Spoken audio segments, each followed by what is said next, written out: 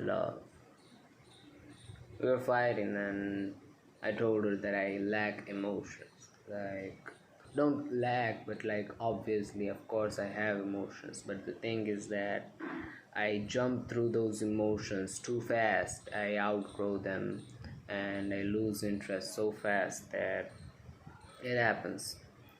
But then she asked me, then how can you say that you love me? Love is an emotion too, right? And I'm like, no, no, no, love is not an emotion. You can't call love an emotion. It's like an insult to love, because love is an energy. It's not.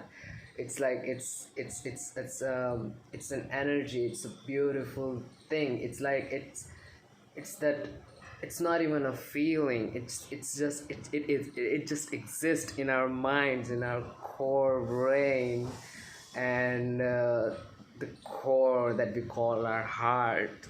It's it's it's um it's like the ignition. It's the intensity itself.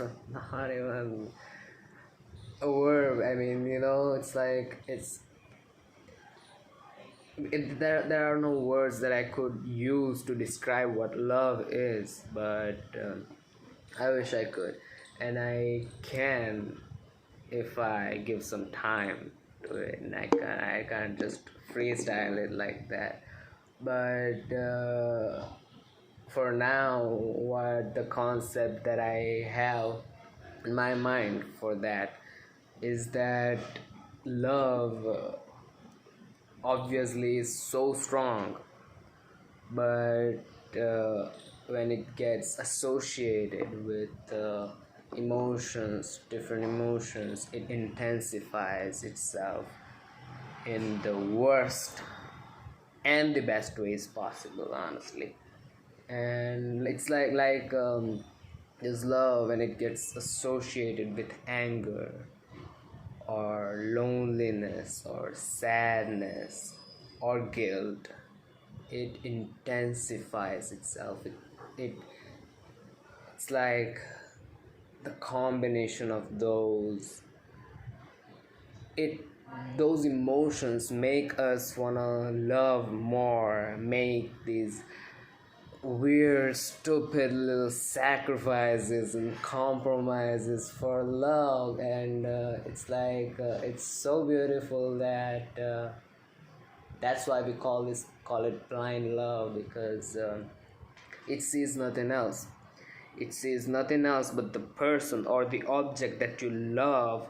You can't move away from it because you're in love with it. You focus on it, so, and it's inevitable. It's like you can't do anything about it. You can't distract yourself, because as much as you're gonna want to distract yourself from it, your brain is gonna keep thinking about it because it wants it, even with no rational reason.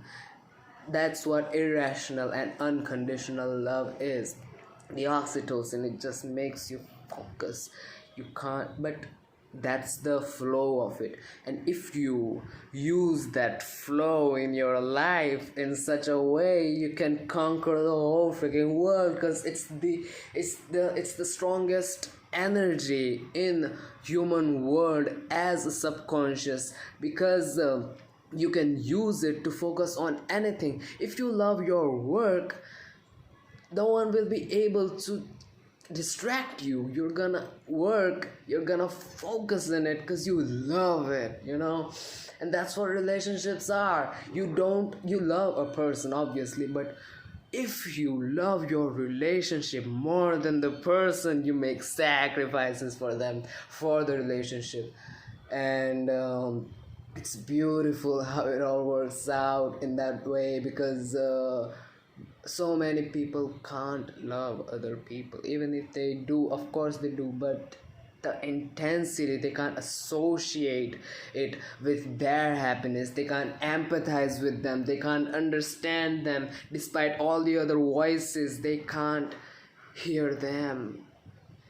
And it's so sad. It's so devastating when you can't feel the other person and understand them the way that you should. But the least you can do, the key, not even the key, but like a trick tip for it, is to love the relationship, love the bond, love this object that's you and her and you, and you gotta give into it, you gotta love it fully. You can't have second thoughts, you can't fall back, you can't be a renegade, you can't not compromise and not sacrifice. You gotta give in truly,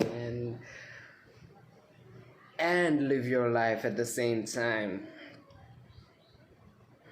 And that's as hard as it sounds, but as easy as it feels. So yeah, you gotta associate everything. You can't disguise your love as anger. You can't disguise your loneliness as love either. You can't.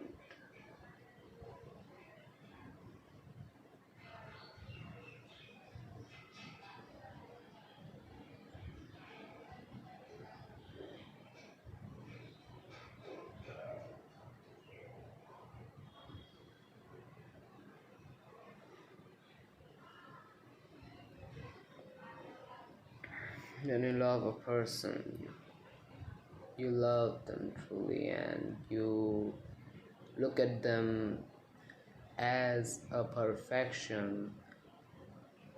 perfect imperfections carved, and you see that sculpture and you're just in love with it. You just love it, and that's where it should be.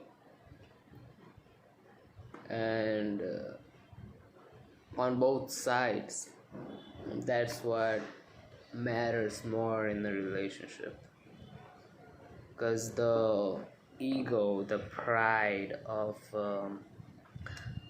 being the only one making efforts, it is kind of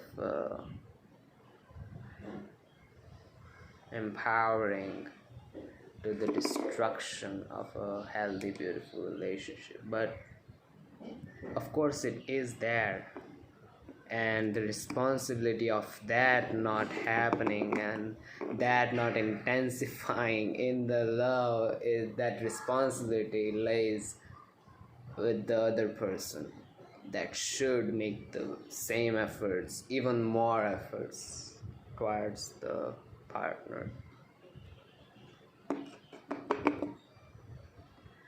And yeah, that's the beauty of it all.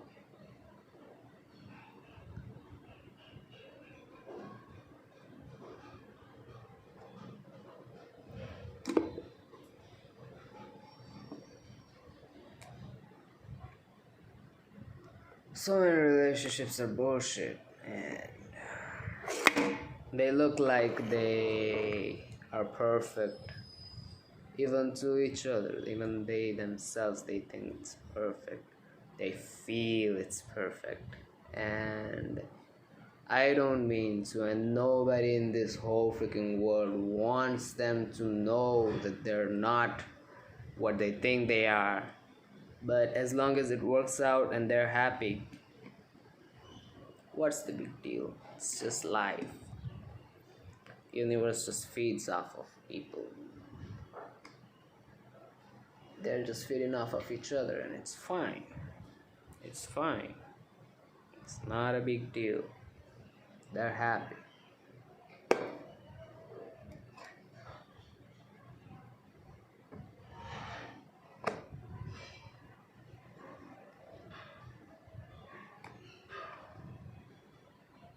But I, on the other hand, I really want something real, you know. I don't want any, I want the real love.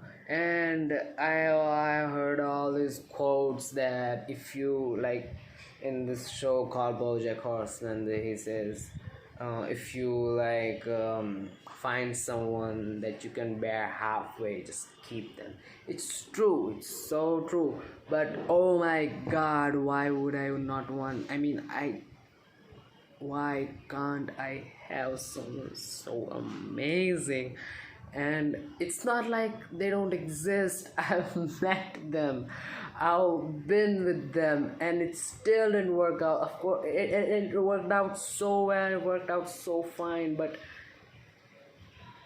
the future, it just couldn't happen. And it hurts, man, it hurts so bad when you can't have a person like you have these standards, crazy high standards that no one can meet, but it's fine because you're gonna find other people like that, and you do, but they still don't stay with you. It hurts, man.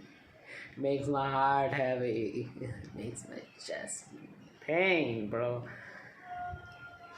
Ah.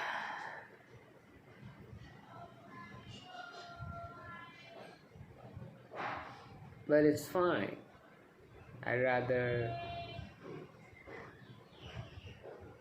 have some time with them and forget them. Or maybe not forget them, but like they would be so perfect as my standards that even some time with them would be amazing either. In my whole life, it's fine. Of course, it would have been better for a whole life, but who cares? If they don't, why do I? But yeah, if I want to spend my whole life, I would want someone perfect. But then again, if the person is perfect, the relationship gets boring. Not unless y'all want adventures. Y'all love adventures and traveling. It's amazing. That's the best kind of relationship when both are like the travel gigs, or one of them is, and the other one is like, yeah, let's go. And but that kind of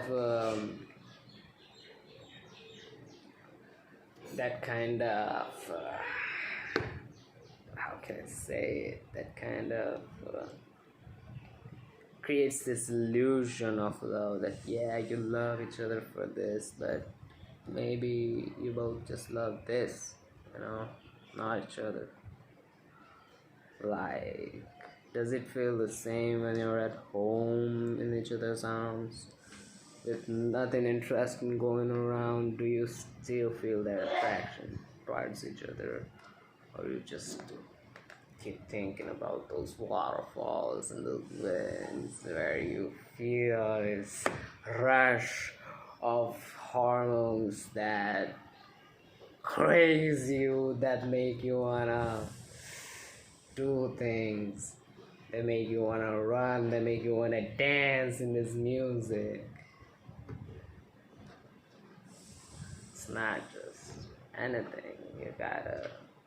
That's why you gotta like detox yourself from all these endorphins, all this dopamine, all these beautiful materialistic things that cover you, that surround you in this realm of reality, so that you can detach yourself from this and feel that astral realm, astral world, flight, that levitation that you kind of do in this astral world that's just around us. You can't see it, maybe you can't even feel it, but you know it's there, and you gotta embrace it. You have to feel it, you have to levitate in it, because only then you're gonna be able to see reality for what it is truly. Like the material stuff, things that make us happy, the things that make us us, the things that assure our existence. And it's just so fascinating that once you do that, you know everything for what it is, you see everything for what it really is, and it's kind of heartbreaking, but it's real, it's true, and it's beautiful. It's if you learn to embrace the ugliness of this world, it's so beautiful, it's so amazing. It's hard. It's hard to like embrace it and accept it, because it's not what you were taught, it's not what you ever thought. It's something cruel, it's something so devastating, but you embrace it, because that's what love is.